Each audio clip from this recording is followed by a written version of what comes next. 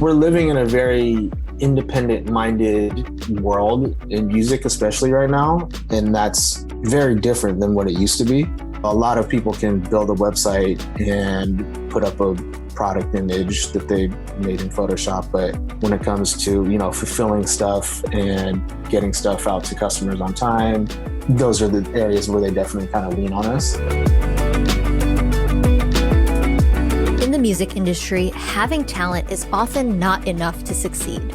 You need to find a way to stand out and be unique. That's true when it comes to marketing and e-commerce in the music industry as well. Eamon Mulligan is the VP of Product and E-commerce at Empire, and it's his job to help lead a team toward e-commerce success. The way he does that is through creativity and partnerships that have proven to drive traffic in big ways. What kind of unique ideas have they tried? How do they manage to achieve high ROI on SMS marketing? And what do memes have to do with all of this? Find out on this episode of Up Next in Commerce. Enjoy. Up Next in Commerce is brought to you by Salesforce Commerce Cloud. Respond quickly to changing customer needs with flexible e-commerce connected to marketing, sales, and service. Deliver intelligent commerce experiences your customers can trust across every channel. Together, we're ready for what's next in commerce. Learn more at salesforce.com/commerce.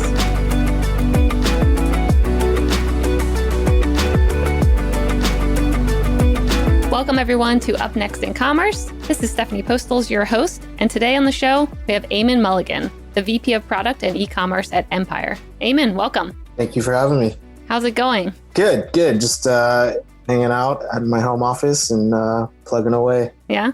That is good. So I've never had anyone on the show in this industry before, in the music industry. So I'm really excited to hear all about it. But first, I want to start with you and your background. And I saw you have a long history in the music industry. So I wanted to hear how you got involved in that. Sure. Yeah, I guess not to go back too far, but, as a kid, I always loved music and, wanted to be in it somehow. And, I grew up originally in Napa, California, which is not necessarily a hotbed of the music industry. Yep. Unless you have too much wine, I guess. Yeah, right.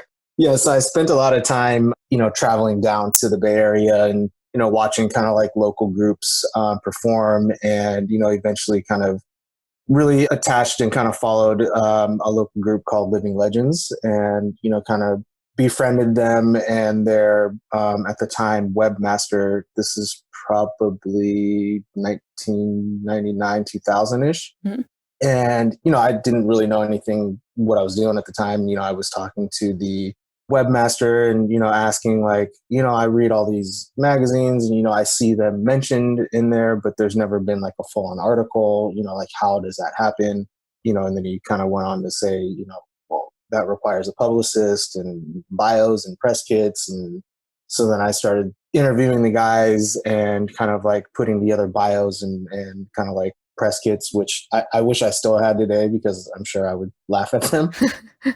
And eventually the Living Legends in 2005 asked me to go on tour with them to kind of like assist the tour manager. Previous to that, I'd been helping them with kind of like online stuff. I had started like their MySpace page, their YouTube channel, was like helping with like an email newsletter. So that was kind of like where I cut my teeth a lot in kind of like the digital space. Mm-hmm. And then, they had me go on tour. I was like the assistant to the tour manager who was also doing merchandise. So I was helping kind of, like set up the merch booth and she was teaching me how to sell stuff and keep track of everything and all that kind of stuff. And then with 2 shows left, she had left the tour. The tour was ending right before Thanksgiving. And she left early and they were kind of like, okay, you're the tour manager now. And I was like, what? Push you right in. Yeah. And they were kind of like, it's not that hard. It's not rocket science. And they kind of just like forced me into it. I had never gone to college. And so I eventually went back to school. And then so when I finally graduated from school, I, initially was thinking, the music industry was fine. Maybe I should try my hand at something else. And so, I started taking interviews at a couple ad agencies. Advertising was interesting to me. It was, I'd taken a couple of the classes while I was in school. nothing really panned out. But at the same time, there was all these kind of like music opportunities that kept presenting themselves to me. Mm-hmm. So, I kind of looked at that as like, okay, I think the universe is trying to tell me something here. Yep. And so we had put a release out with Empire in 2011. And Ghazi, the CEO and founder, and I kind of just, like built a rapport. He's a Bay Area guy, grew up, born and raised in the Bay. So, we kind of just like always kept in touch. And when I got out, I shot him an email and said like, hey, I'm, looking for something to kind of like supplement my income. I'm still managing, but, do you have anything going on?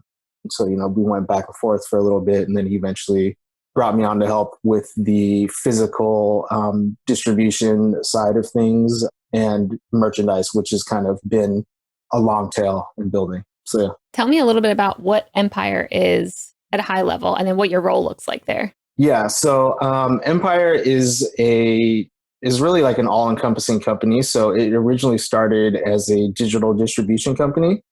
Ghazi, the founder, completely bootstrapped it, has never taken a dime of investment, refuses to sell anything, and, has retained 100% kind of autonomy. Mm-hmm. And, eventually the company grew into adding kind of like label services with a lot of the distribution that we did. And one of the things that set Empire apart originally was for the distribution deals, he was doing non-exclusive distribution deals. And that was unheard of at the time. Like, people would often, catch wind that he was giving out non-exclusive distribution deals and be like, are you crazy? What are you doing?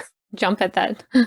Yeah. And, his thought process was, like, I'm not in the business of holding people hostage, and if anything, it holds us accountable because then we have to earn the business. Mm-hmm. And it keeps us honest.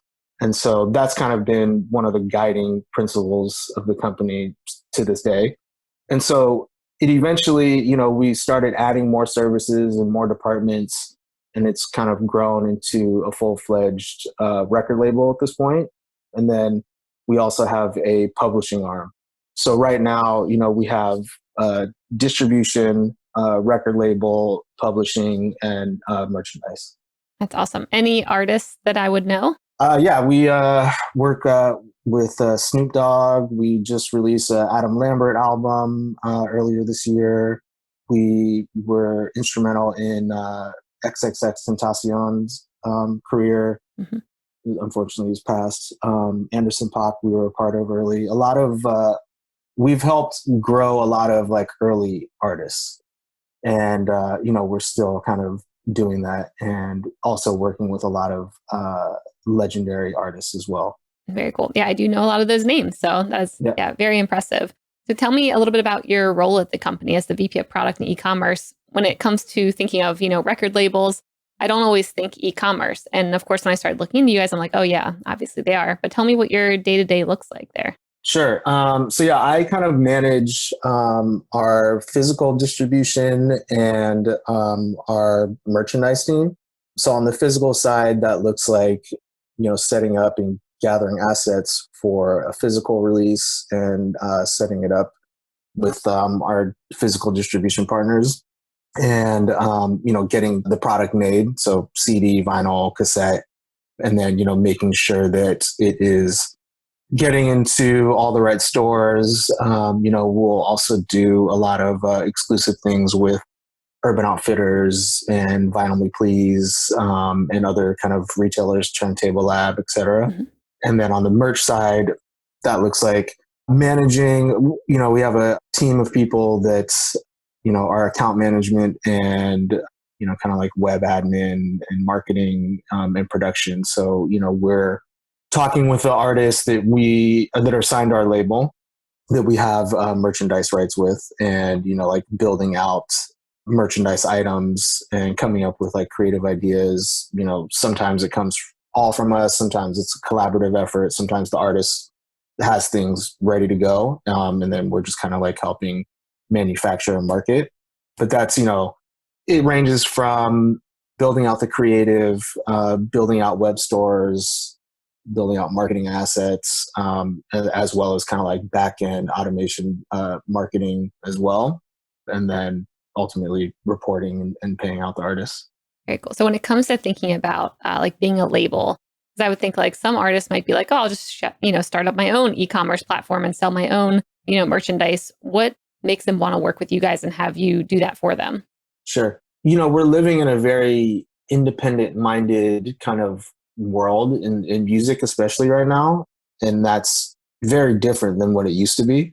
So, we also have that kind of a spirit, but a big part of it is, the production and the fulfillment process. A lot of people can build a website and, put up a product image that they, made in Photoshop. But when it comes to, fulfilling stuff and, getting stuff out to customers on time, and then, getting things made and knowing how to kind of like prep your files and all that sort of fun stuff, those are the areas where they definitely kind of lean on us.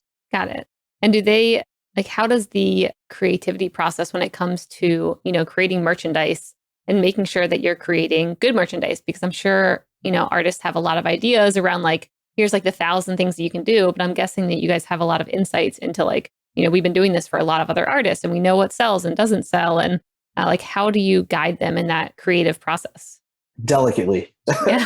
You have to with creatives. You gotta be careful. Yeah. It's definitely, a lot of artists, I feel, well, I'll say this, that I think a lot of artists are very savvy and, they are watching what's going on, seeing what their peers are doing, and also other artists that they look up to. And they have a lot of great ideas. And then some of those ideas may be a little ahead of where they are in their career. Mm-hmm. For instance, like a lot of artists might want to do like a cut and sew piece, which means cut and sew is like, you're actually fabricating a garment from scratch. Mm-hmm. You're not like buying a blank garment and then just silk screening something on it, which is possible, but there's high minimums for it to make sense financially. So, sometimes an artist will come to us and say like, hey, I want to do X, Y, and Z. And then, we'll come back and say, okay, we can do it, but we have to make like 300 of them. Mm-hmm. And they're like, we can't just make 50. And I wish we could, there are places that can do it, but it's like the unit cost is going to be really high. So like, unless you feel like you have a diehard fan base that will pay a premium price on something, it's hard to do. Mm-hmm. So a lot of times kind of explaining the mechanics of things helps artists understand it. And, one of the kind of principles of the company too is like transparency and being and education. Like we want to educate the artists. We don't want to like hoard the knowledge. Yep. So, like we want to like let them know like, hey, this is a really cool idea, but it's going to cost this much. And we would have to sell it for even more for it to make sense financially. And then a lot of times when you have that conversation, they'll kind of say, oh, okay, I get it now. Let's try to figure something else out. So yeah, that's kind of like, I think education is probably the biggest tool. Yeah, that makes sense. And how do you guys go about selling like the actual merchandise? Is it all under Empire's website or are you putting it in other outlets as well? So yeah, we have a couple different ways, but we have a general Empire store. And so anything that we feel like might just be kind of like a one-off project or might be something that is not going to require a full-on store themselves, we'll build out on the Empire store. And then things that are larger, that are going to be like a longer kind of relationship, we'll build out their own store for them. Mm-hmm. So that's kind of those are our two primary kind of sales channels. And then we also, have a partnership with another company called Merch Bar where, they aggregate the products from our back end to artists' Spotify and YouTube channels. So when a consumer goes to listen to Spotify and they're on the page and they're scrolling through their profile, they'll see a couple merch offerings on the profile. And then similarly on YouTube, if you may have seen it, if you're watching a video, just below the video, there's a merchandise shelf. Mm-hmm. And so there'll be products there. So those are kind of our bigger things. And then we have dabbled a little bit in kind of like the live event stuff, but obviously right now that's not taking place. So when it comes to the Empire brand, like as a fan, maybe I'm not always aware of the label that's behind the artist. Mm-hmm. So how do you guys think about getting, the fans' attention from a label perspective, if at all? That's a good question. I mean, early in the company's history, we were all about not forcing that and, kind of like playing the background. As we've grown and we've become more of a label and less of a distributor, we've definitely, like made that play a little bit more. So, it's like little things from, when we're making a CD or a vinyl, including our logo on it, any billboards or kind of advertising, we'll have our logo on it. And, like sending our artists, like Empire sweatsuits so that they wear them and, like they'll take pictures in them. Yep. Like there's pictures of Diddy in our sweatsuits. That's great. Cool. Yeah. I need a sweatsuit. That's awesome. Yeah.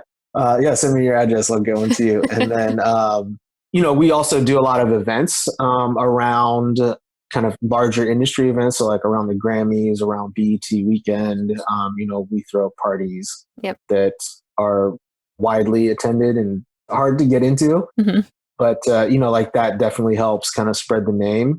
I would say that, a lot of probably right now more of the industry knows about us than the actual consumer.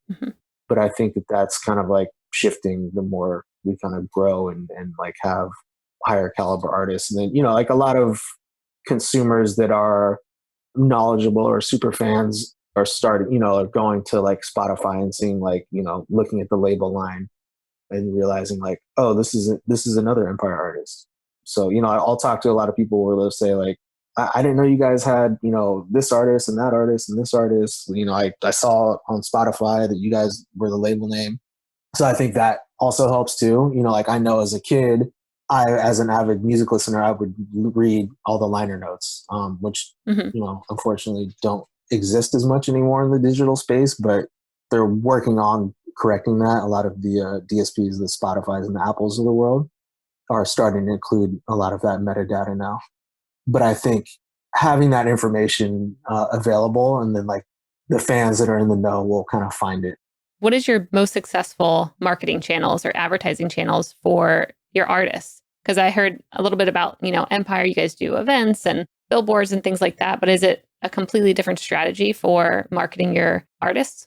General marketing is like, yeah, it's a whole suite of things from that all kind of like connect and play with each other. So it's, like putting out content, right? Is like kind of the first part, whether that's audio or a music video.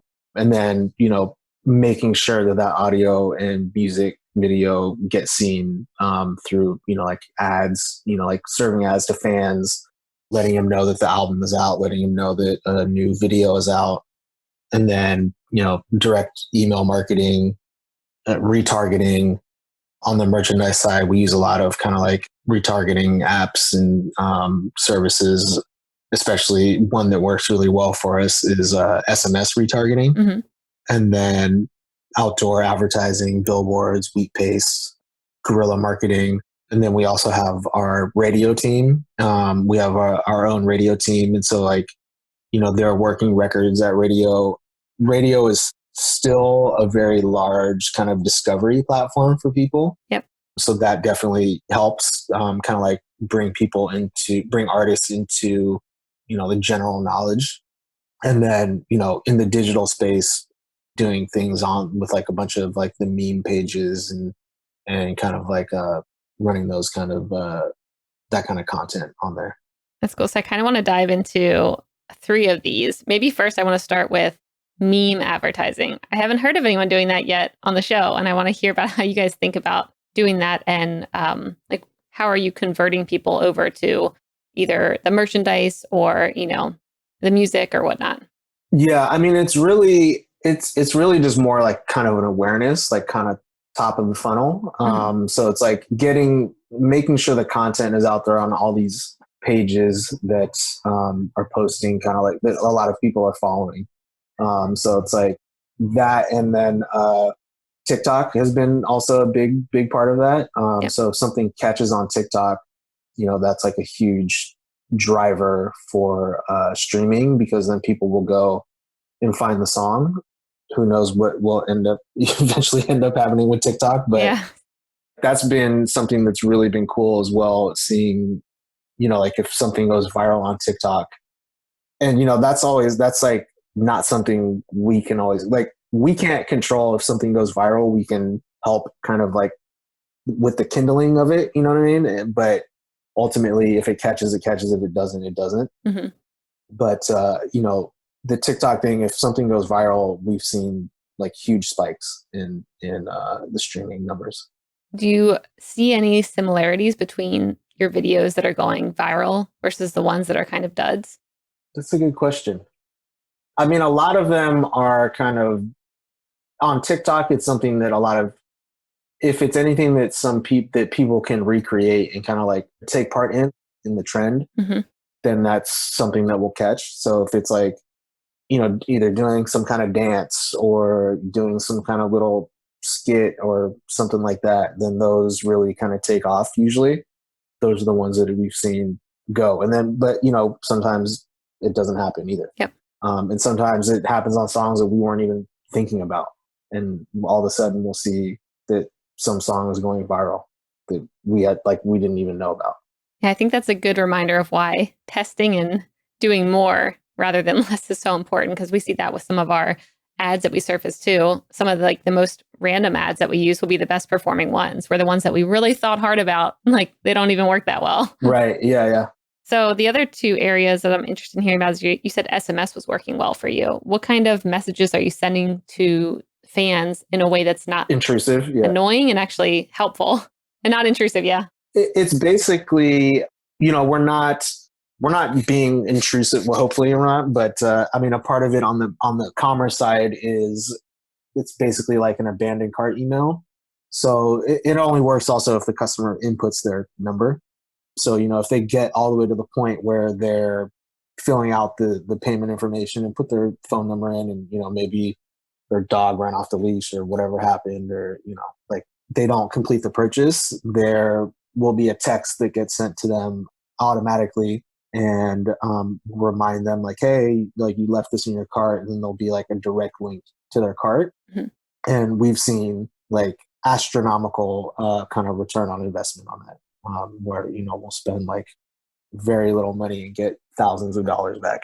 That's great. I haven't, because I do get those texts sometimes, but I don't always have the link that just brings me right to my cart. Yeah. Like that seems like a very great way to make sure it's easy, because oftentimes it'll maybe link back to what I was looking at, but then maybe I'm on like a different, I was on desktop before, and maybe now I'm on mobile, and it's like a very different experience, and actually like kind of hard to even purchase or find what I was looking at. Navigate back to where, yeah.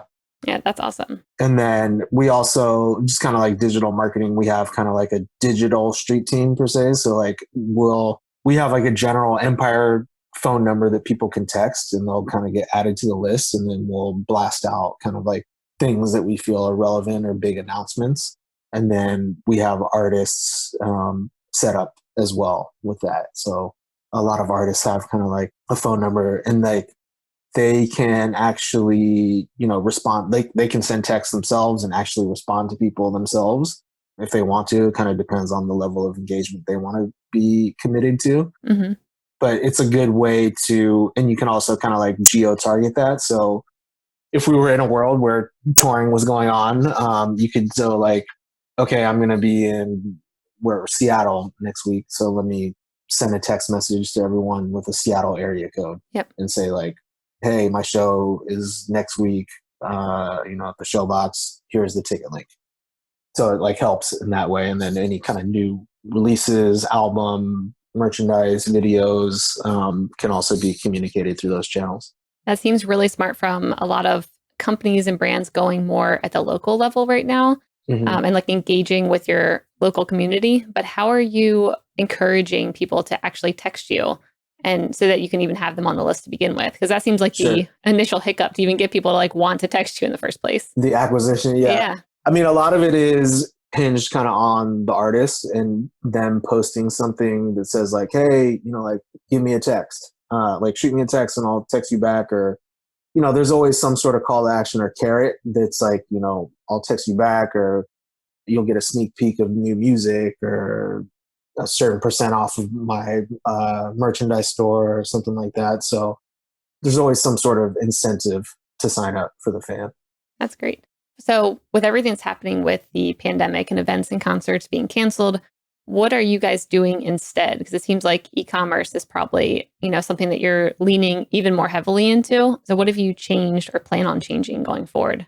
I mean, we've definitely seen an uptick of, kind of like inbound requests of people wanting to set up e-commerce with us.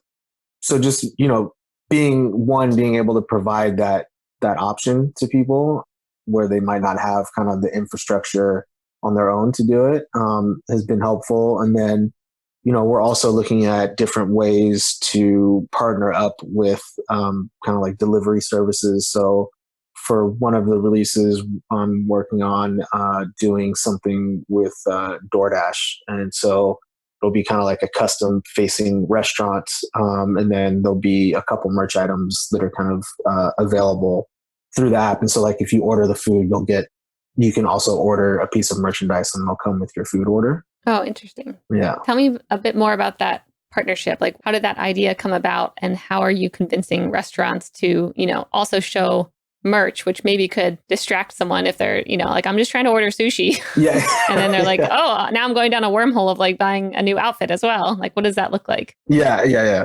So the project I'm doing it on is the whole theme of the album was kind of like restaurant themed.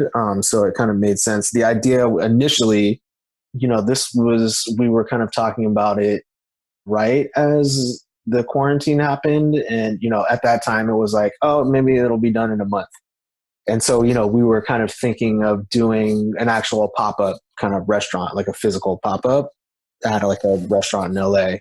And then, as time went by and we realized like, this is not going to end in a month. Mm-hmm. We started kind of thinking of other ways we could effectively do the same thing, but, not do it in a physical space where, we would be having people come and gather. Yeah. So, we have a partnership team, and I believe we have a connection to DoorDash and a couple other delivery services, Postmates and maybe Uber Eats. And we just kind of reached out to DoorDash and, presented the idea, and they were into it. So it's still kind of in the final phases right now of being launched, but the DoorDash team is kind of handling the restaurant end of things. So they're basically going to be partnering with restaurants and, going to specific restaurants and asking if they can provide a specific menu or menu items. And then within the app, it'll be basically a virtual pop-up. So it'll be its own restaurant, and people will be able to order from there. But it's really on the back end, like an actual restaurant.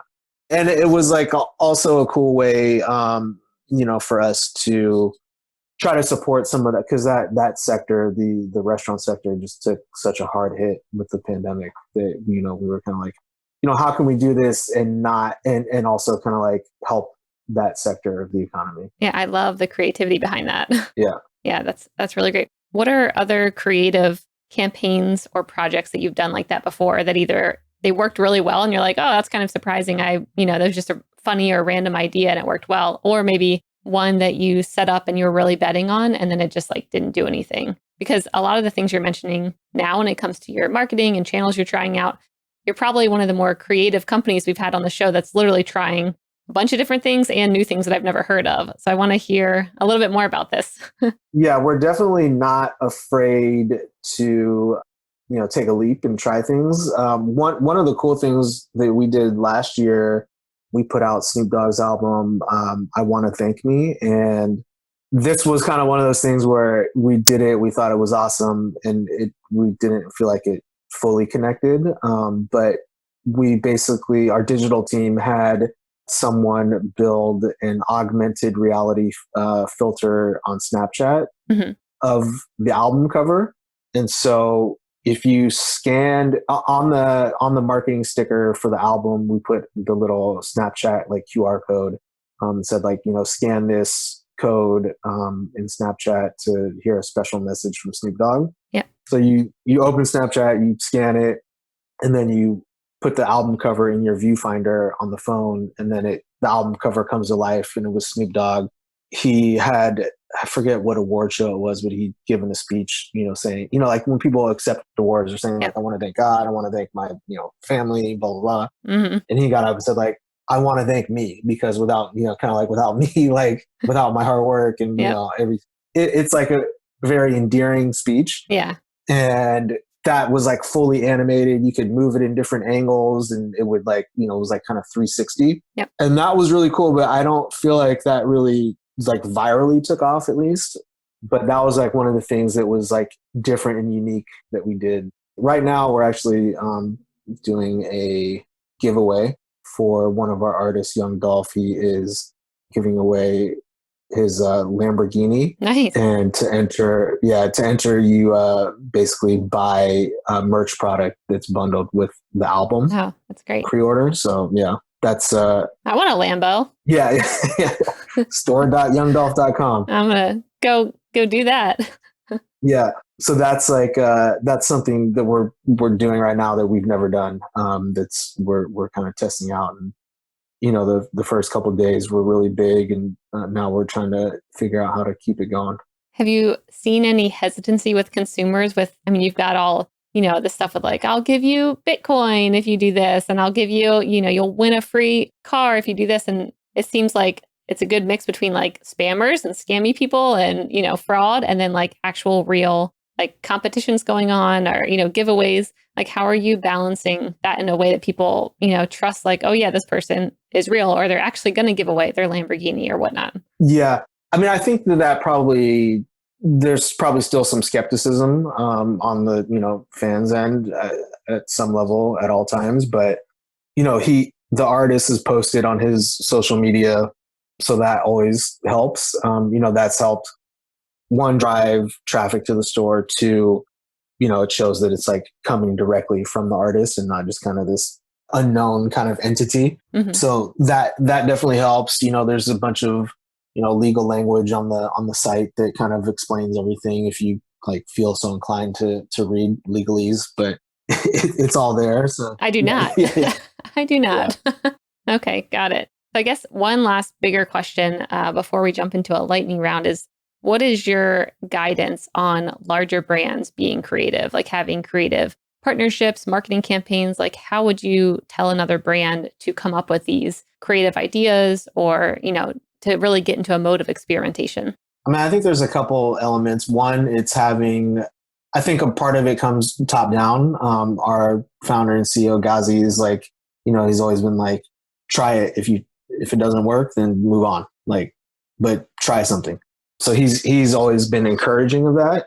So I think if you have that kind of culture in your DNA as a company, then I think that helps. The other thing is, I think, obviously hiring the right talent and having the right kind of minds and skill sets they can kind of like think of and structure and eventually execute these things. Mm-hmm. So, like we have a lot of, young creative minds on the team, and then some people that are a little bit older that can help kind of execute things that have, maybe have a little bit more experience kind of like seeing things through, or kind of like, just like executing. Yeah. And then, I think the last one I think would probably just be the right infrastructure. Like if the company is really big, it probably, there's probably a lot of bureaucracy and red tape. We are lucky because we are independently owned. We're a small company, so we can be nimble. So we are able to kind of like move and react quickly. But I think having the courage, I guess, to kind of like jump out and try something is probably one of the bigger things. Yep. Yeah, I completely agree. And execution, like you mentioned, is so key. Like earlier you were like, oh, we just reached out to DoorDash and just asked them if they wanted to partner. Like I think a lot of people might have an idea like that and then not just think, let me just email them and, see if they'll want to partner on this, which is just a really good reminder. Yeah. We are experts at not taking no for an answer. Like we'll just like keep trying and, like try to find different ways to get it done. Yep. I will get you, DoorDash. I'm going to keep sending emails. Yeah. That's good. Well, cool. I was thinking now we can move into the lightning round. If you're ready, it's a quick lightning round where I ask you a question and you have a minute or less to answer. Sure. All right. What new up and coming artists are you all most excited about right now? We have a lot. I mean, we're growing a lot in the African space. So like we recently opened an outlet in Nigeria. Mm-hmm. So there's a lot of good music coming out of there. Padaran King is one. Fireboy DML is another. And then I also work with an artist to plug a little bit, but with Empire. But Toby Lou is another artist that I'm working with that I'm really excited about. Cool. Yeah, I'll have to check out all of those artists. What app or piece of tech are you most enjoying right now? I would say standby of Instagram. I guess that probably I probably spend the most time on that app, just kind of scrolling through and seeing what's going on. Yep, I agree. I love Instagram. And then the last one, if you were to create a Netflix or Hulu original or documentary, what would it be about? Maybe about us. Maybe about Empire. I think that would be an interesting show. Yeah. There you go. If you don't celebrate yourself, no one else will. So I like that. Yeah. Well, Eamon, this has been such a fun interview. Where can people find out more about Empire and you? You can find out more about Empire at our websites, empi.re, no .com, no .net, just empi.re /Empire on I think all social channels, so Instagram, Twitter, etc. And then for myself, Instagram /Eamon, EAMON. Awesome. Well, thanks so much for coming on the show. It's been a blast. Thank you for having me.